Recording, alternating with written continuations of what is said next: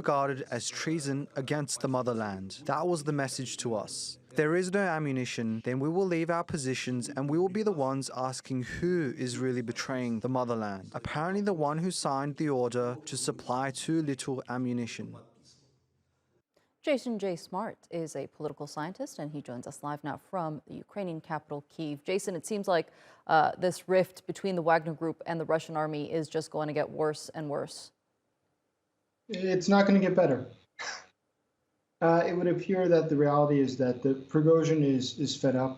He's probably overstepped his boundaries at this point, and he's offended Moscow. I mean, he's taken a very strong line. He said things that frankly are quite offensive, talking about how the leadership of Moscow has no interest in winning, that they're wasting Russian lives, and that they're essentially giving up on the war, and that he's the only one fighting. And it's to a lot of people and a lot of observers, myself included, see this as perhaps a sign that he's going to turn against Russia, or is trying to lift up some sort of populistic rhetoric to get the population to support him, as opposed to the Ministry of Defense of Russia. What would change if the EU does indeed designate the mercenary group as a terrorist organization? I mean, would that put pressure on Russia at all?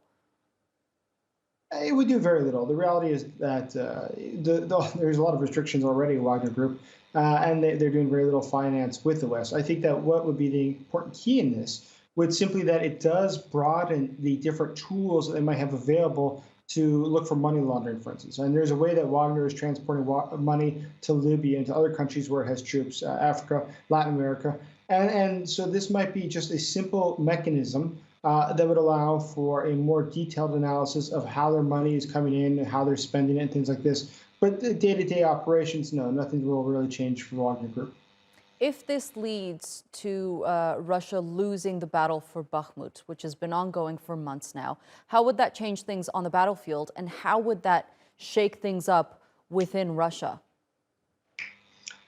Actually, so that's a fascinating question. So if Wagner Group, or I should say the Russians as a whole, were to lose out in Bakhmut, which is looking increasingly possible, and look at this, they've called up over 300,000 soldiers at this point. It's not moved the needle. The fact is that Russia has not been able to make advances. Before the war, Bakhmut had a population of about 72,000 people. It's not massive by any means.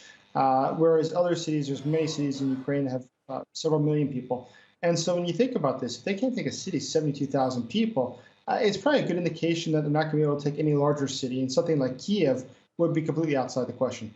And so I think at this point it would be a sign to the Russian population as a whole that perhaps what Prigozhin is saying is true, which is that the military has sort of sabotaged itself through its corruption and through its nepotism, and it is going to actually perhaps even cost them the war.